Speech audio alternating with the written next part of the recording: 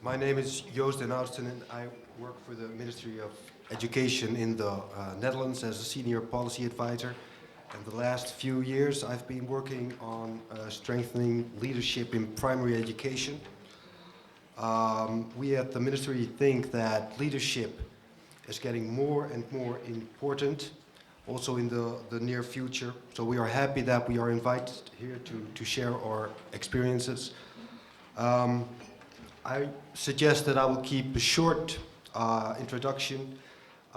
Later in this afternoon, in a workshop, I will elaborate more on the Dutch context and challenges and policy actions.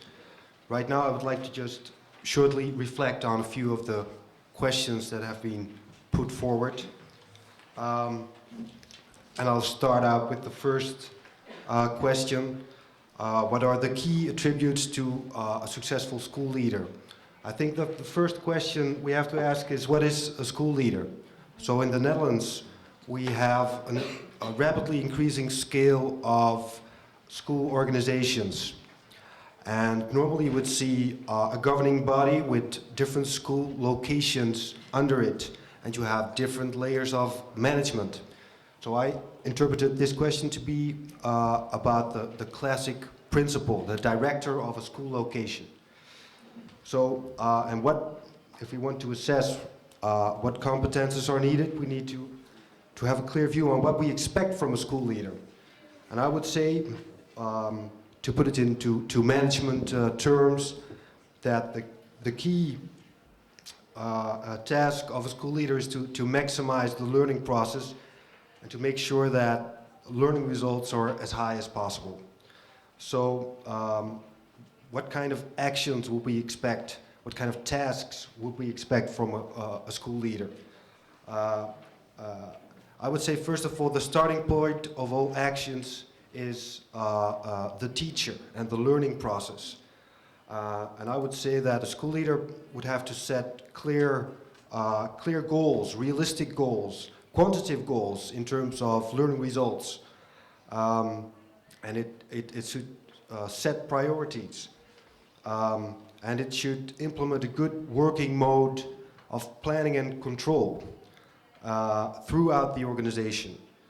Also, I think it's important that the quality management is linked to human resource management. And about implementing a culture of learning and improvement, you need to systematically analyze the learning results and talk about the results in the team of teachers and give feedback, and then assess whether a different approach is needed. So what does that say about the competences needed? Well, first of all, I think it's not up to the policymakers at a central level to say what the key competences are. I think it's the sector itself that should make clear what they expect from school leaders, ideally. So, but I will try to say something about it. I think that you need a basic knowledge level, of course, but I think that you also need very strong social skills, and of course you need a strong personality. Maybe I can say something about the second question as well. Can school leaders be trained, or are they born? Well, first of all, you have to be born to be trained, of course. And I would say, like, what problem would you like to solve with training? And normally, one of the goals would be to achieve a certain knowledge level, let's say about human resource management or legal issues or financial management. But normally you would like to achieve a combination of things, a knowledge level, increasing a knowledge level, and change behavior. And that last thing is a lot more difficult to attain by training. So literature suggests that training outside the context of the school is not very effective in changing behavior. So maybe you should choose for group training or coaching on the job. And what is also very important is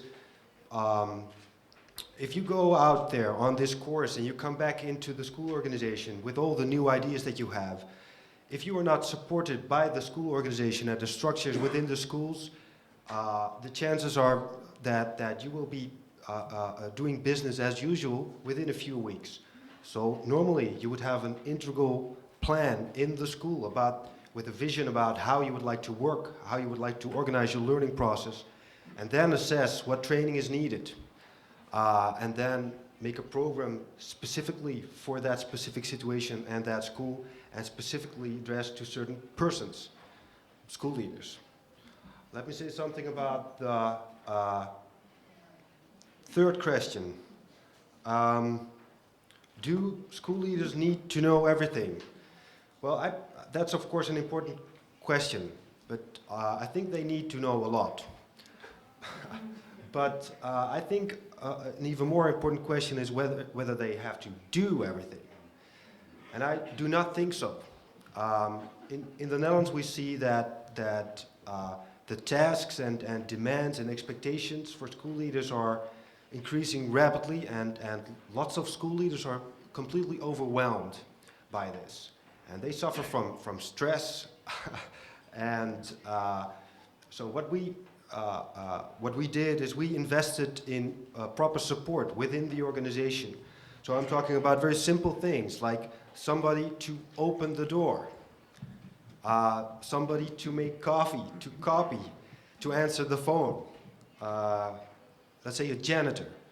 We also invested in more intermediate functions like administrative functions, and also in, for instance, remedial teachers that support the school leader in instructional leadership towards the teachers.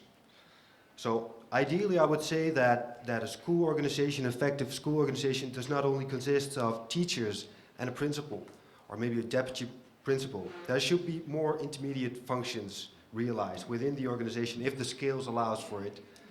And this doesn't have to be more expensive, because literature suggests that investments in the group size are less effective than creating different functions within the organization.